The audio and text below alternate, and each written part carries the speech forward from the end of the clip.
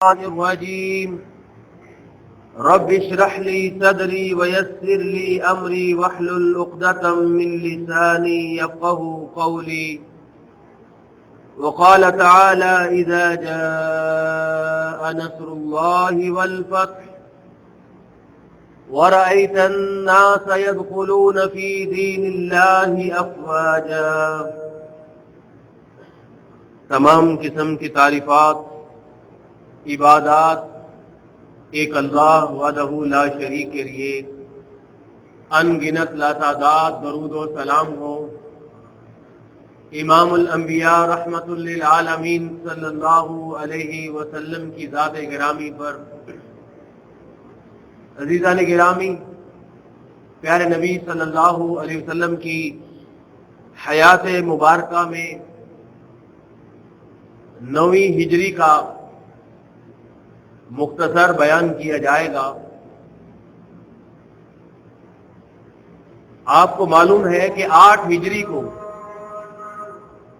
مکہ فتح ہو گیا تھا، لیکن فتح مکہ کے فوراً بعد حج کے دن آ رہے تھے۔ رمضان المبارک میں مکہ فتح ہوا تو 3 مہینے بعد حج تھا۔ اس حج میں نبی کریم صلی اللہ علیہ وسلم نے کوئی حکم نہیں دیا۔ مشرکین مکہ اور وہاں رہنے والے مسلمان جس طرح پرانے دور سے حج کرتے آ رہے تھے، ویسے ہی ان کو حج کرنے کا اجازت دی گئی، لیکن اگلے سال 9 ہجری کو حج کے مہینے میں جب آپ تبوک سے واپس آتے ہیں، اس کے بعد حج کا جیسے ہی مہینہ آیا تو نبی کریم صلی اللہ علیہ وسلم نے ابو بکر صدیق رضی اللہ تعالی عنہ کو حج کا امیر بنا کر مکہ روانہ کیا اور اپنی طرف سے 20 اونٹ قربانی کے لیے دیے کہ جب تم حج کر لو تو منا میں ان اونٹوں کو قربان کرنا ہے۔ اس سال بھی وہاں رہنے والے مسلمان ابو بکر صدیق رضی اللہ تعالی عنہ کی امامت کے اندر، ان کی عمارت کے اندر حج کر رہے تھے، لیکن وہاں جو لوگ مسلمان نہیں ہوئے تھے اور ارد گرد کے قبائل میں بہت سارے لوگ ایسے تھے جو مسلمان نہیں ہوئے تھے، لیکن دین ابراہیم علیہ الصلوۃ والسلام کے پرانے طریقوں کے مطابق جیسا بھی ان کے حج کرنے کا طریقہ تھا، اس کے مطابق وہ حج کرنے کے لیے مکہ جمع ہوتے تھے ہر سال۔ اس سال بھی کوئی حج کا طریقہ تبدیل نہیں کیا گیا۔ نبی صلی اللہ علیہ وسلم نے حج کی سنت کو اگلے سال 10 ہجری کو قائم کیا، جب آپ خود حج کے لیے روانہ ہوتے ہیں اور آپ حکم دیتے ہیں کہ لوگوں مجھ سے حج کا طریقہ سیکھ لو، یہی طریقہ قیامت تک حج کا رہے گا۔ اس سے ہمیں معلوم ہوتا ہے کہ نبی کریم صلی اللہ علیہ وسلم نے سنت کے حکم کو قائم کرنے کے لیے کم از کم 2 سال کا موقع دیا کہ وہاں کے لوگ نئے مسلمان ہوئے، فوراً حکم نہیں دیا گیا، بلکہ ان کی پرانی عادات اور پرانی خیالات کو بدلنے کے لیے ان کو اچھا خاصا ٹائم دیا گیا۔ اب 9 ہجری کو جب ابوبکر صدیق وہاں پر جاتے ہیں حج کے لیے تو پیچھے سے حضرت علی رضی اللہ تعالی عنہ کو روانہ کیا گیا اور سورہ توبہ کی ابتدائی آیات نازل ہو چکی تھی۔ اس آیات کو دے کر بھیجا گیا کہ تم وہاں پر حج کے میدان میں مینا میں جب لوگ جمع ہوں گے تو ان آیات کو یعنی اللہ کے حکم کو پڑھ کر سنانا۔ وہ حکم یہ تھا کہ براءۃ من اللہ ورسولہ الی الذین عاہدتم من المشرکین، کہ اب وہ مشرکین جو مکہ میں رہتے ہیں اور جن سے ہمارا معاہدہ ہو چکا ہے، اور وہ مشرکین جن سے کوئی معاہدہ نہیں ہوا، ان سب کے لیے اللہ رب العزت کی طرف سے اعلان ہے کہ آئندہ کوئی مشرک مکہ میں داخل نہیں ہوگا، اور آئندہ سے اگلے سال سے 10 ہجری سے کوئی مشرک حج بھی نہیں کر سکے گا، نہ مکہ میں داخل ہو سکے گا۔ اب ہمیشہ کے لیے قیامت تک کے لیے مشرکین سے اللہ تعالیٰ نے اعلان نفرت کر دیا ہے۔ اس نفرت اور بیزاری کے اعلان کو براءت کہتے ہیں۔ تو سورہ براءت، جس کو ہم سورہ توبہ بھی کہتے ہیں، تو سورہ براءت جب نازل ہوئی تو پھر یہ اعلان کر دیا گیا۔ حضرت علی ان حکم کو لے کر مکہ روانہ ہوتے ہیں۔ وہاں ابوبکر صدیق رضی اللہ تعالیٰ عنہ سے ملاقات ہوئی۔ ابوبکر صدیق رضی اللہ تعالیٰ عنہ نے پوچھا کہ تمہیں اللہ کے رسول نے یہاں امیر بنا کر بھیجا ہے یا تمہیں ماتحت بنا کر بھیجا ہے؟ اگر تمہیں امیر بنا کر بھیجا گیا ہے تو آگے آؤ اور حج کی امامت اور امارت تم نے سنبھال لو، پھر میری ذمہ داری ختم۔ اگر ماتحت بنا کر بھیجا گیا ہے تو بتا لو۔ حضرت علی رضی اللہ تعالیٰ عنہ نے فرمایا کہ نہیں، میں تمہارا ماتحت ہوں، حج کے امیر آپ ہی رہیں گے، میں صرف اس اعلان کو کروں گا جو اعلان اللہ کے رسول صلی اللہ علیہ وسلم نے سورہ براء کی ابتدائی آیتوں کی شکل میں مجھے دیا ہے۔ تو یہ مسلمانوں کا ایک ایسا نظارہ ہے کہ جس میں امیر کی اطاعت کا اظہار بھی کیا گیا ہے اور بتایا گیا ہے کہ صرف اللہ اور اس کے رسول سے محبت کرنی ہے، کوئی حکومت، کوئی عہدہ اور اس کی لالچ مسلمان کے دل میں ہوتی ہی نہیں ہے۔ بس سادہ سی بات، آپ کو امیر بنایا گیا ہے، آپ آ جائیں، اگر مجھے امیر بنایا گیا ہے تو پھر میں حج کی امارت کروں گا اور حج کی ذمہ داری ادا کروں گا۔ اس سے یہ بھی پتہ چلتا ہے کہ نبی کریم صلی اللہ علیہ وسلم نے اپنی ہی زندگی میں 9 ہجری کو جب حج کیا، حج کے لیے صحابہ کو روانہ کیا، تو اس کا امیر ابوبکر صدیق رضی اللہ تعالی عنہ کو بنایا۔ یہ اس بات کی ایک طرح سے اعلان تھا کہ نبی کریم صلی اللہ علیہ وسلم کے بعد مسلمانوں کا امیر اور مسلمانوں کا نگران کون ہوگا۔ اس کے بعد پورا سال کا جو عرصہ ہے 9 ہجری کا، یہ ایک لحاظ سے جنگوں سے خالی ہے، اس میں کوئی جنگ اور کوئی بڑا معرکہ نہیں ہوا، لیکن سنتوں کو قائم کرنے کے لیے، مسلمانوں کی تربیت کے لیے، دین اسلام کی اشاعت کے لیے اور تبلیغ کے لیے یہ سال اہم ترین سال تھا۔ اس سال پورے عرب سے، جس کا ایک حصہ اردن اور شام اور یہ بحیرہ ہند، خلیج عربی سمندر تک ہے، مکہ، مدینہ، حجاز، طائف، سارے علاقے کے اندر اسلام کی حکومت پھیل چکی تھی۔ بہت سارے قبیلے مسلمان ہو چکے تھے اور بہت سارے قبیلے ابھی مسلمان نہیں ہوئے تھے۔ تو اس انتظار کے اندر تھے کہ عرب کے لوگوں کے اندر صدیوں سے یہ دلوں کے اندر ان کے عقیدہ ہے کہ بیت اللہ کے اوپر کوئی باطل طاقت قبضہ نہیں کر سکتی۔ آپ کو پتا ہے ابھی 50 سال پہلے ہی، 60 سال پہلے ہی ایک ہاتھیوں کا لشکر بیت اللہ کی طرف آیا تھا، جسے اللہ رب العزت نے برباد کر دیا، تباہ کر دیا تھا، اور اپنے پرندوں ابابیل کو بھیج کر ان ہاتھیوں کے لشکر کو فنا کر دیا تھا۔ اس لیے عرب کے لوگوں کے دلوں میں یہ بات بیٹھی ہوئی تھی کہ کوئی لشکر بیت اللہ پہ قبضہ نہیں کر سکتا اگر وہ اللہ کو پسند نہیں۔ اس لیے وہ انتظار میں تھے کہ قریش کے لوگوں میں اور نبی کریم صلی اللہ علیہ وسلم کے درمیان جو باہم کشاکش ہے اور لڑائی ہے، ان میں جو بھی نتیجہ آئے گا تو تمام عرب اس کے ساتھ ہو جائیں گے۔ جیسے ہی 8 ہجری کو نبی کریم صلی اللہ علیہ وسلم نے مکہ کو فتح کر لیا تو عرب کے لوگوں کا رجحان نبی کریم صلی اللہ علیہ وسلم کی طرف ہو گیا اور وہ آ کر اسلام قبول کرنے لگے۔ اس بات کو اللہ رب العزت نے اپنے پاک کلام میں یوں بیان فرمایا ہے کہ اذا جاء نصر اللہ والفتح، اے نبی صلی اللہ علیہ وسلم آپ دیکھیے کہ جیسے ہی اللہ کی مدد اور مکہ کا فتح ہونا لوگوں نے دیکھ لیا، وَرَأَيْتَ النَّاسَ يَدْخُلُونَ فِي دِينِ اللَّهِ أَفْوَاجًا، لہذا لوگ اللہ کے دین میں تیزی سے داخل ہونے لگے۔ آپ دین اسلام کی اس بڑھتی ہوئی قوت کے اوپر فَسَبِّحْ بِحَمْدِ رَبِّكَ، اللہ کی حمد بیان کیجئے، اللہ کی تعریف بیان کیجئے، وَاسْتَغْفِرْ، اللہ سے بخشش مانگیے۔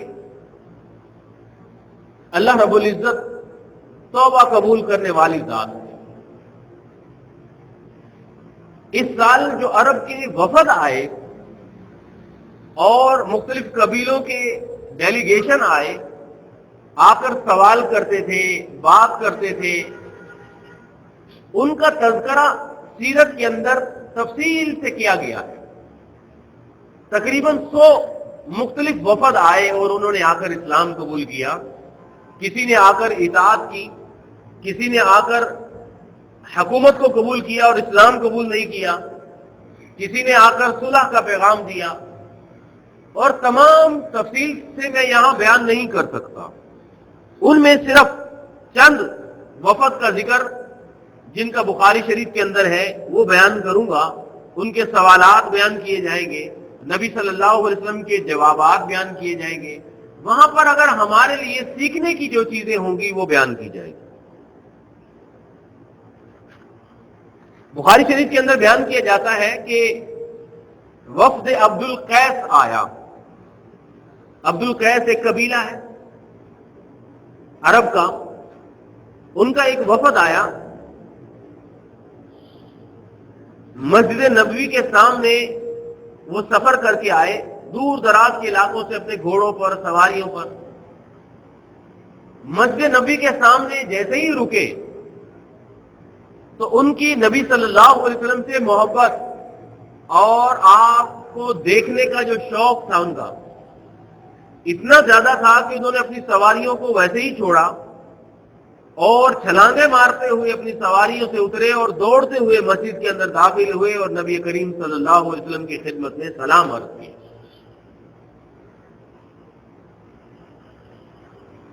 اس گروہ کے اندر ایک نوجوان لڑکا تھا، بخاری شریف کے اندر خاص طور پر اس کا نام ذکر ہے اور اس کا کام بھی ذکر ہے۔ اس کا نام تھا عبداللہ بن عوف الاشج۔ سارے لوگ، آپ میری بات کو غور سنیں، سارے لوگ فوراً اترے اور اندر دوڑ کر چلے گئے اور پیارے نبی صلی اللہ علیہ وسلم کی خدمت میں سلام عرض کیا۔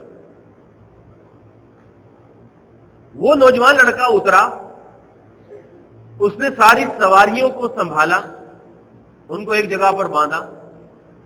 سواریوں کے اوپر سامان لدا ہوتا ہے، اونٹوں کے اوپر سامان جو ہوتا ہے راستے کے اندر، سامان اتارا۔ اتارنے کے بعد اس نے اپنے سامان سے ایک سفید لباس نکالا، اس کو پہنا۔ پہننے کے بعد سکون سے اندر آیا اور آ کر پیارے نبی صلی اللہ علیہ وسلم کی خدمت میں بیٹھا اور سلام عرض کی۔ پیارے نبی صلی اللہ علیہ وسلم نے فرمایا، ان فیک لخصلتین، اے اشج، نوجوان کا جو نام، تمہارے اندر دو ایسی پیاری خوبیاں ہیں، یحبہم اللہ، اللہ ان کو بڑا پسند کرتا ہے۔ یہی خوبیاں ہم نے سننی ہیں، کیونکہ اگر سیرت النبی صلی اللہ علیہ وسلم کو پڑھنے اور سننے کا مطلب یہ ہے کہ ان واقعات کو دل میں بسائیں، مزہ لیں، ایک لطف لیں اور چلے جائیں تو کوئی فائدہ نہیں۔ اگر سیرت کو پڑھنے کا مطلب یہ ہے کہ یہاں نبی کریم صلی اللہ علیہ وسلم نے جو جو سنتیں قائم کر کے دکھائیں، ان سنتوں کو اور جو جو باتیں آپ نے فرمائیں ان سے اپنی زندگیوں کے لیے ہیرے موتی اخذ کریں اور اس دولت سے اپنے جیب و دامن کو بھریں، اپنی زندگیوں کے اندھیروں کو دور کریں اور گھٹا ٹوپ اندھیروں میں قرآن اور سنت کی روشنی داخل کرے، وہ صفات حاصل کرے جن سے اللہ محبت کرتا ہے، تو پھر فائدہ ہے اس کو پڑھنے کا اور سننے کا۔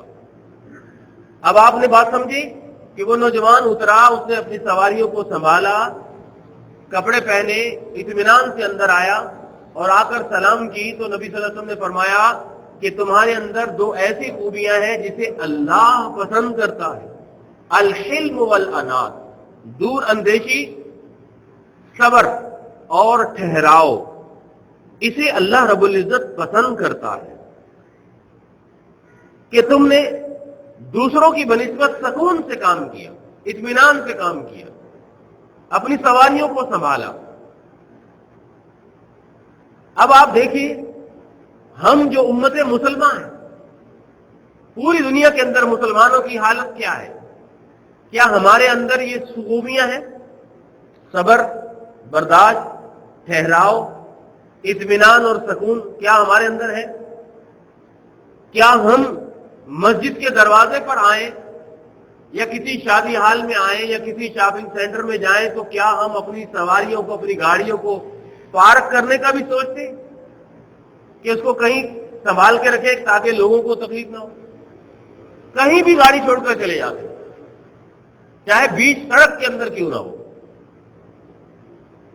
کیا ہم نے کبھی کسی بھی کام کے اندر لائن لگا کر بات اپنا کام کرنے کا سوچا؟ اب آپ سوچیں یہ خوبیاں کن لوگوں میں، ٹھہراؤ، سکون اور برداشت، یہ کن لوگوں کے اندر ہے؟ کون سے لوگ ہیں اس وقت دنیا کے اندر کہ جن کی عبادت گاہوں کے باہر، جن کی شادی حالوں کے باہر، جن کے شاپنگ سینٹروں کے باہر ٹریفک جام نہیں ہوتا اور بڑے وہ پرسکون زندگی گزارتے؟ کون لوگ ہیں؟ کون لوگ ہیں جو ہر کام ایک ترتیب سلیقے سے کرتے ہیں؟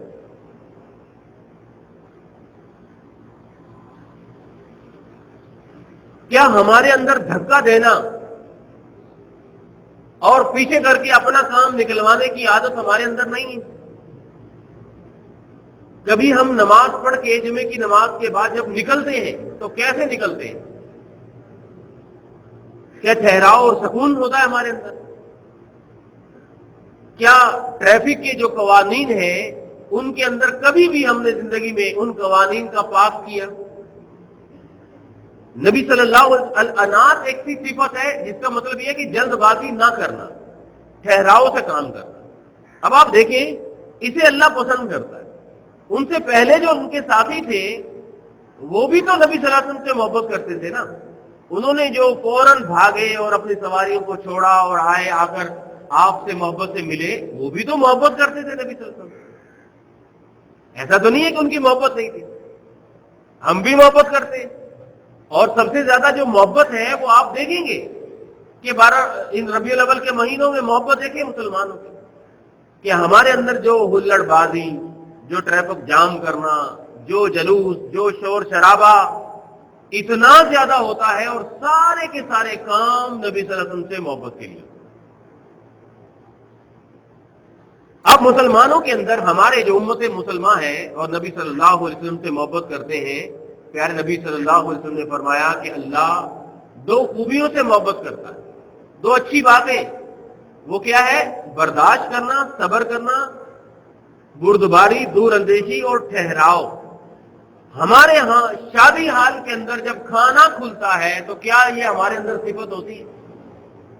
آپ سوچیں ہم مسلمانوں کی کیا حالت ہوتی ہے اس وقت کہ ایک سال سے یہ لوگ ایسے ہیں جن کو کھانا نہیں ملا، اور پھر کھانا جب لینا ہے تو ایسے لینا ہے کہ جیسے 10 اونٹوں نے کھانا ہے، ایک انسان نے کھانا ہی نہیں، سارا کچھ اپنی پلیٹ میں نکال کر لے آنا اور پھر اس کو کھا نہیں سکنا۔ یا تو کھا لے سارا کا سارا، ٹھیک ہے جی، نہیں کھا ہی نہیں سکتا آدمی، آدھا کھائے آدھا وہیں پہ چھوڑ دیا۔ اب اسے اللہ پسند کرتا ہے اس کام کو، یا اللہ رب العزت ناراض ہوتا ہے؟ تو صحیح بخاری میں اللہ رب العزت کی پسندیدہ 2 صفات کا ذکر ہے، ان صفات کو آپ اور مجھے اپنانا چاہیے۔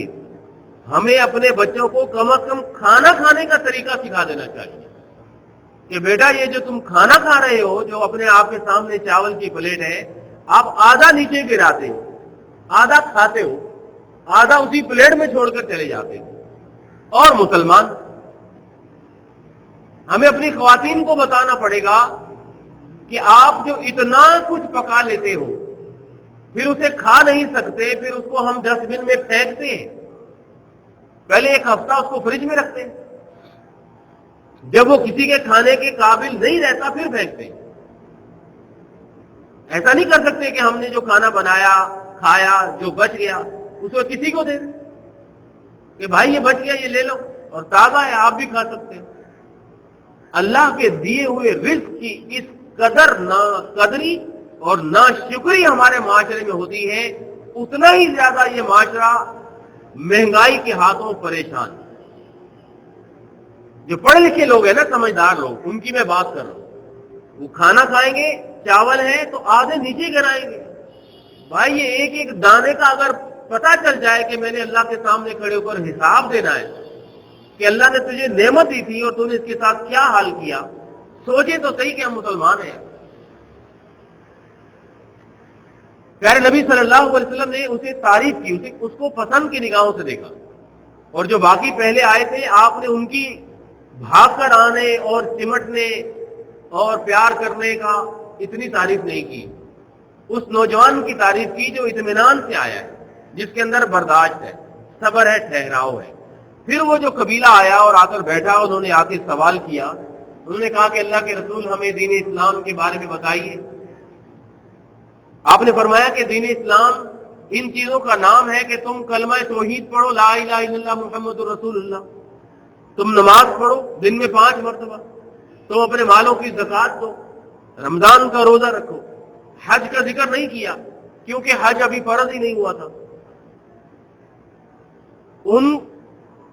اس قوم کے اندر، اس قبیلے کے اندر نشہ آور چیزیں، شراب وغیرہ استعمال کرنے کا بہت شوق تھا.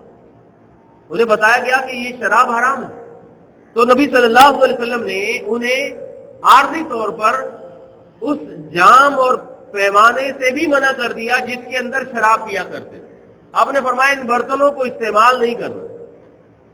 حالانکہ برتن کا قصور تو نہیں ہوتا نا، وہ شیشے کا گلاس ہے، اس کا قصور تو نہیں. آپ نے فرمایا نہیں، جن برتنوں میں شراب پیتے تھے، جن برتنوں میں پہلے نشہ کی چیزیں استعمال کرتے تھے، اس جام پیمانے اس میخانے سے بھی دور رہنا ہے، انہیں استعمال ہی نہیں کرنا. اس لیے کہ جو عادی ہوتا ہے اسے پرانی چیزیں دیکھ کر اپنی وہ عادتیں یاد آ جاتی ہیں، اگرچہ وہ اس گلاس کے اندر پانی بھی پی رہا ہو لیکن اسے یاد آتا ہے کہ کبھی اسی گلاس سے میں شراب پیتا تھا، تو پھر وہ دوبارہ واپس لوٹ سکتا ہے. اس لیے آپ نے فرمایا کہ ان برتنوں کو بھی چھوڑ دو. یہ باتیں ہمیں سمجھاتی ہیں کہ اگر ہمیں گٹکے کو چھوڑنا ہے، سگریٹ اور شراب کو چھوڑنا ہے، گندی چیزوں کو چھوڑنا ہے، تو بھائی اس ماحول کو چھوڑنا پڑے گا، ان دوستوں سے دور رہنا پڑے گا، کیونکہ ان کے منہ میں دیکھ کر یاد آئے گا گزرا ہوا زمانہ. اور یہ جو ہوتی ہے یہ صرف عادت ہوتی ہے اور کچھ بھی نہیں ہے. وہ عادت ہے، چھوڑ دی تو چھوڑ دی، اس علاقے ان لوگوں کو چھوڑ دے، اس معاشرے کو چھوڑ دے، ان گندی محفلوں کو چھوڑ دے.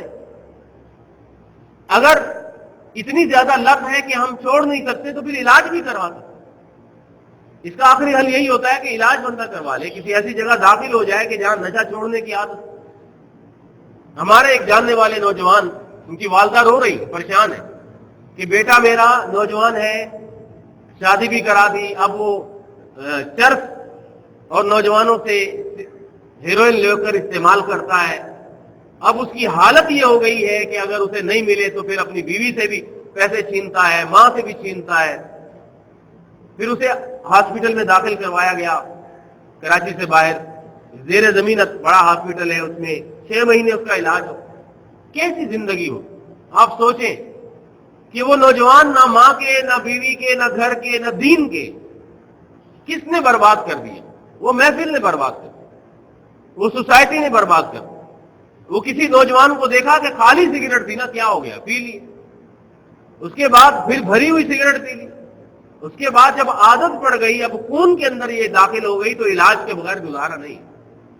یہ بات نبی صلی اللہ علیہ وسلم نے سمجھائی۔ آپ نے فرمایا کہ دیکھو شراب چھوڑنا ہے تو شراب کے برتن بھی پھینک دیں۔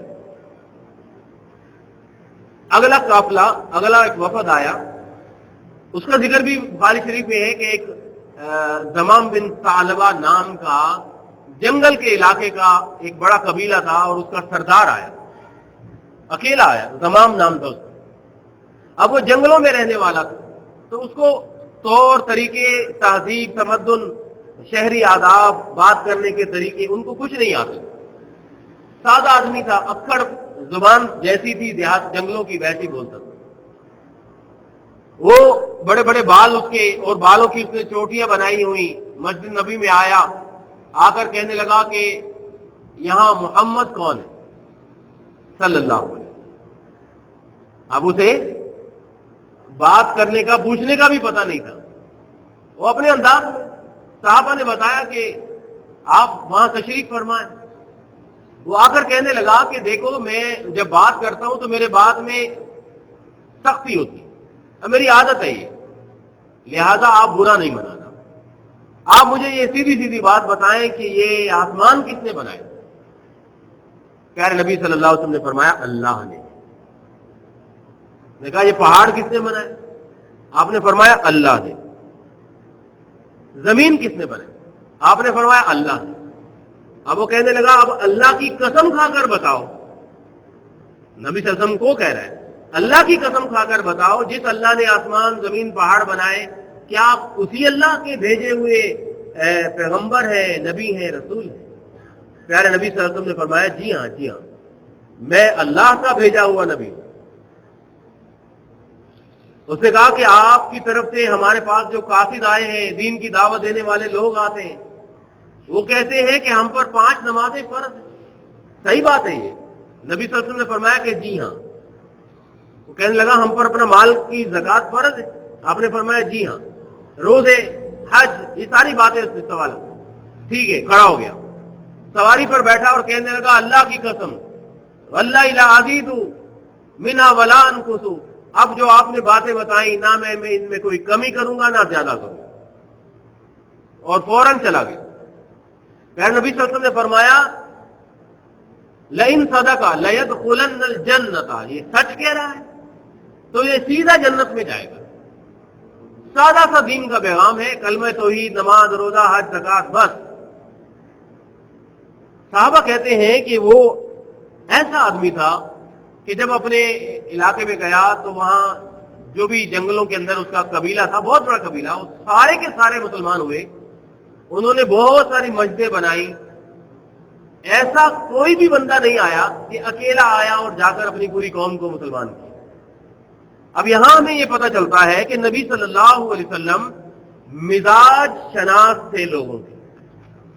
آپ نے غصہ نہیں کیا، آپ نے فرمایا نہیں کہ یہ طریقہ ہے تمہارا بات کرنے کا، ہے اللہ کے نبی، امام الانبیاء، کائنات کے سردار، رحمت للعالمین، اور تم ان سے بات کرنے کا طریقہ بھی تمہیں نہیں آتا، اور تمہارے یہ بال دیکھو، یہ بالوں کا طریقہ ہے، کچھ نہیں آپ نے اس سے بات کی، کیونکہ ہر شخص کا مزاج الگ الگ ہوتا ہے۔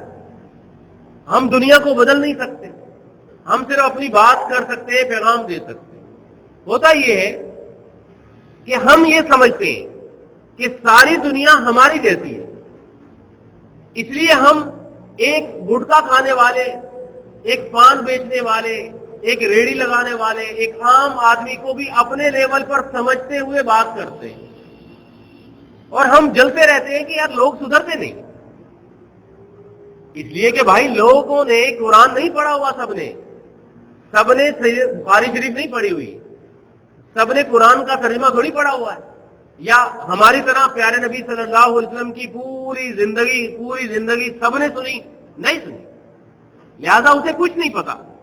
اب اس کے لیول پر جتنا اس نے کہا وہ اتنی سی بات، آپ نے اس کی ظاہری بات پہ کوئی اعتراض نہیں کیا، کہ ٹھیک ہے ابھی یہ نمازیں پڑھنے لگے گا، نماز روزہ حج زکات جب آئے گی زندگی میں تو ایک وقت آئے گا تو یہ بال بھی اس کی صحیح ہو جائیں گے، اس کی چوٹیاں ختم ہو جائیں گی، اس کی حالت بدل جائے گی، پردہ کرنے لگ جائیں گے، داڑھی رکھنے لگ جائیں گے، دین اپنے گھروں سے گانا بجانا ختم کر لیں گے، لیکن ابھی قدم تو اٹھائیں، ایک قدم اندر تو لے کر آئے مسجد کے۔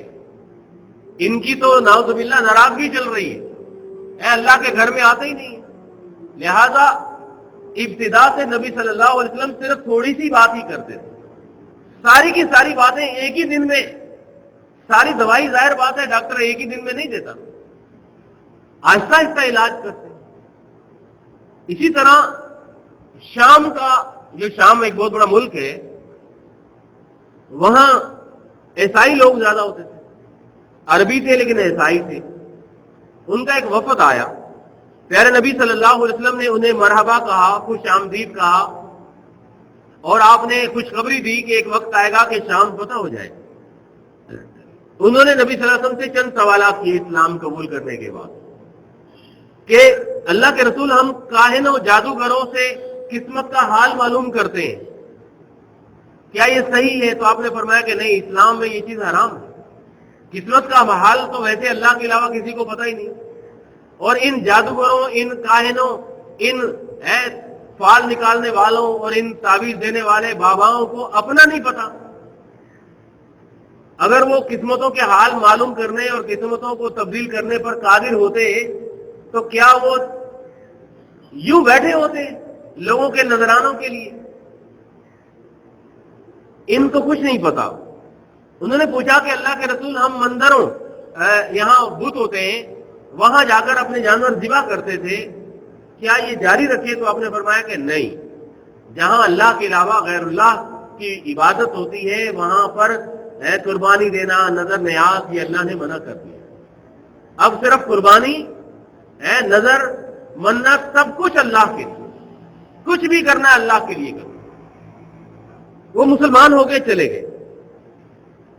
بنو اسد کا ایک قبیلہ آیا صفر 9 ہجری کو، آ کر انہوں نے اسلام کا اظہار کیا اور کہا کہ اللہ کے رسول صلی اللہ علیہ وسلم ہم دنیا میں اکیلے وہ قبیلہ ہے کہ جنہوں نے جنگ کے بغیر ہم نے اسلام قبول کیا، آپ کا کوئی لشکر ہمارے پاس نہیں آیا، ہم نے اسلام قبول کیا۔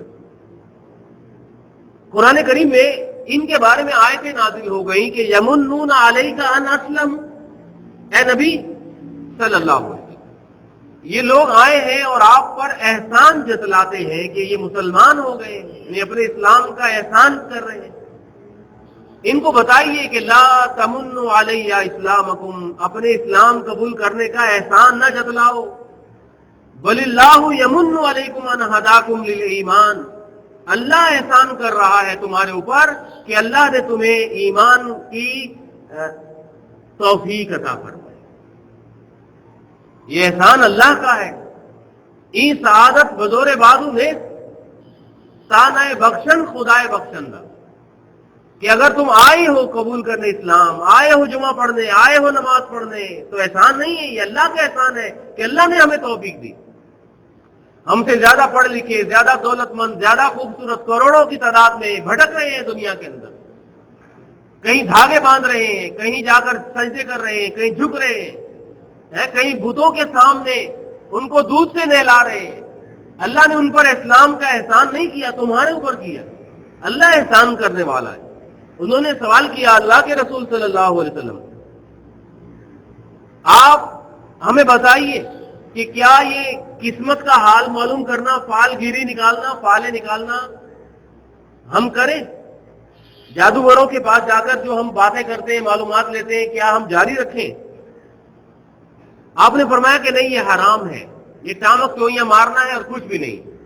انہوں نے بتایا کہ اللہ کے رسول ہم جب گھر سے نکلتے ہیں کسی بھی کام کے لیے، کاروبار کے لیے ہے، کوئی بھی بات ہے، تو معاشرے کے اندر جو بدشگونی کے تصورات ہوتے ہیں، آپ سوچیں ہمارے معاشرے میں بھی ہے کہ جوتی لٹکانا، ہانڈی لٹکانا، جو کچھ بھی باتیں ہیں، تو وہ کہتے ہیں کہ ہم کسی درخت پر پتھر مارتے ہیں تو وہ درخت سے پرندے اڑتے ہیں، پرندے اڑ کر سیدھی طرف جائیں گے دائیں طرف تو ہم کہتے ہیں یہ کام ہو جائے گا، اگر وہ الٹی طرف جاتے ہیں تو ہم کہتے ہیں کام نہیں ہوگا، ہم واپس آ جاتے ہیں۔ کیا یہ صحیح ہے؟ آپ نے فرمایا کہ نہیں، یہ تو اندھیرے میں ٹامک تو یہ مارنا ہے، یہ کچھ بھی نہیں ہے۔ ان چیزوں سے قسمت کا حال نہیں معلوم ہو سکتا، ان چیزوں سے یہ نہیں پتا چلتا کہ یہ کام ہوگا کہ نہیں ہوگا۔ ہاں، اللہ کا نام لے کر دعا کر کے، نیک شگون کر کے، قرآن پڑھ کے یا اچھے کام کر کے آپ وہ کام کریں، اور آپ اپنے دل میں خیال کریں کہ انشاءاللہ یہ کام ہوگا اور اس میں برکت ہوگی۔ کیوں؟ کیونکہ یہ کام میں نے بسم اللہ پڑھ کے کیا، اللہ کا نام لے کے، اس میں شگون ہوتا ہے، اچھا شگون۔ اس کے علاوہ برا شگون ہے ہی نہیں دنیا کے، کچھ بھی نہیں ہوتا۔ نہ دودھ گرنے سے کچھ ہوتا ہے، نہ گلاس ٹوٹنے سے کچھ ہوتا ہے، نہ بلی کے آنے جانے سے کچھ ہوتا ہے، نہ کوے کے بولنے سے کچھ ہوتا ہے۔ یہ صرف ہندوؤں کی باتیں ہیں جو ہمارے معاشرے میں آ گئی۔ پیارے نبی صلی اللہ علیہ وسلم کے پاس کندہ قبیلے کے کچھ لوگ آئے، انہوں نے آ کر قرآن اور سنت کی باتیں سیکھی۔ آپ صلی اللہ علیہ وسلم نے جاتے وقت ان کو تحفے دیے، اور وہ جب جانے لگے تو کہنے لگے اللہ کے رسول، ہمارے ساتھ ایک نوجوان ہے جو ہمارے پیچھے ڈیرے پہ ہے، یعنی ہمارے جانوروں کا خیال کرتا ہے، سامان کا خیال کرتا ہے، وہ آ نہیں سکا۔ آپ نے فرمایا اسے بھی بھیج دو۔ اب وہ اکیلا نوجوان آیا، بڑی دلچسپ بات ہے سننے والی۔ 5-10 دن مدینے میں رہے، لیکن وہ آ کر آپ سے بات نہیں کر سکا، کیونکہ بچہ تھا، نوجوان تھا، اور اس کو اس کے بڑے جو ہے وہ پیچھے چھوڑ کر آتے تھے سامان کے پاس۔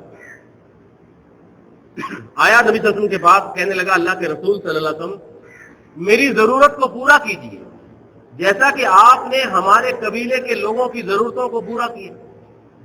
آپ نے فرمایا تمہاری ضرورت کیا ہے؟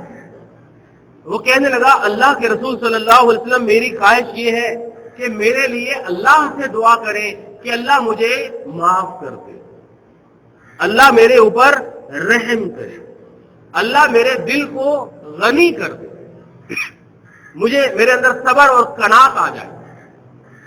آپ سوچے کیا مانگا ہے؟ سب کچھ خدا سے مانگ لیا، تجھ کو مانگ کر اٹھتے نہیں ہیں ہاتھ میرے اس دعا کے بعد، اب اس سے بڑی کوئی چیز تھی؟ آپ پہلی مرتبہ زندگی میں آیا، پہلی مرتبہ آپ کے قدموں میں بیٹھا اور ایک سوال کیا کہ آپ میری اللہ سے دعا کریں کہ اللہ مجھے معاف کر دے، اللہ میرے اوپر رحم کرے، اللہ میرے دل کو غنی کر دے۔ یہ ہے مانگنے کی چیزیں۔ بچپن میں ایک کہانی پڑھی تھی، ایک عام سی بات ہے کہ کسی کو خواب میں آیا کہ اس لیلۃ القدر کو تم جو مانگو گے اللہ تمہاری بات کو قبول کرے گا۔ تو وہ میاں بیوی تھے، بچے تھے، تو میاں بیوی 2 سوال اللہ نے فرمایا کہ تمہارے 2 سوال قبول ہو جائیں گے، مانگ لو۔ تو اماں جو تھی گھر کی، وہ کہنے لگی کہ میری ہر بات قبول ہوگی، تو اس نے کہا اللہ مجھے جوان کر۔ وہ جوان ہو گئی، کہانی ہے بچپن کی۔ تو جب اس کے شوہر نے دیکھا، جو بوڑھا بابا تھا، اس نے کہا کہ یہ تو جوان ہو گئی اور میں بوڑھا رہ گیا، اب مجھے چھوڑ دے گی یہ۔ اس نے کہا اللہ اس کو بوڑھا کر دے۔ وہ دوبارہ بوڑھی ہو گئی۔ لوگوں نے پوچھا کہ اللہ نے اتنا بڑا انعام دیا تمہیں، تمہاری 2 باتیں قبول ہونی تھی، تم نے کیا مانگا؟ انہوں نے کہا کیا مانگنا تھا؟ ان کے بچے نے کہا کہ ہم بس ساری رات اپنی اماں کا وہ برتھ سرٹیفکیٹ بدلتے رہے، بس یہ مانگا، کبھی جوان کیا کبھی بوڑھا کیا۔ تو اگر ہمیں کبھی مانگنے کا موقع ملتا ہے تو اس موقع کو تلاش کرے بھائی۔ جمعے سے پہلے آ کر اللہ کے دربار میں 2 رکعت پڑھے، سورہ کہف پڑھے، دعائیں مانگیں اپنے لیے، ماں باپ کے لیے، استادوں کے لیے، اپنی اولاد کے لیے، مانگیں اللہ سے۔ اللہ نے تو خزانے کھولے ہوتے کہ مانگو مانگو، اللہ سے رحم مانگے، اللہ سے فضل مانگے، اللہ سے نیک اولاد مانگے، اللہ سے دین کی، ایمان کی دولت مانگے۔ کیا ہماری زندگی ہے؟ ہم مسجد میں رہتے ہوئے بھی جمعہ ہو رہا ہو تو ہم اپنا موبائل چلاتے ہیں، ہم اذان ہو رہی ہو، ہمیں نماز ہو رہی ہو تو ہمیں اپنی باتوں کی فرصت نہیں ہوتی۔ اللہ کے بندے جھولیاں پھیلا کر رو رو کے اللہ سے مانگ رہے ہوتے ہیں کہ یہ چاہیے یہ چاہیے یہ چاہیے، ہم اس وقت سو کر گزارتے ہیں۔ آپ کو پتہ ہے نا، ہمارا پورا معاشرہ فجر میں سویا ہوتا ہے، سارے سوئے ہوتے ہیں، تو اللہ کی رحمتیں کب آئیں گی؟ اللہ سے کیا مانگنا ہے یہ سکھایا کہ اللہ سے رحم مانگے، فضل مانگے، دل کی غنی مانگے، لالچ اور حسد سے اپنے آپ کو بچنے کی توفیق مانگے۔ مانگے تو صحیح۔ اللہ رب العزت تو بار بار کہتا ہے کہ اجیب دعوت الداعی اذا دعانی، جب مانگنا چاہو مجھ سے مانگو، دعائیں مانگو، استغفار کرو، بخشش کی دعائیں مانگو۔ یہ جوانی ہے تو اس جوانی کے اندر اللہ سے برکتیں مانگو۔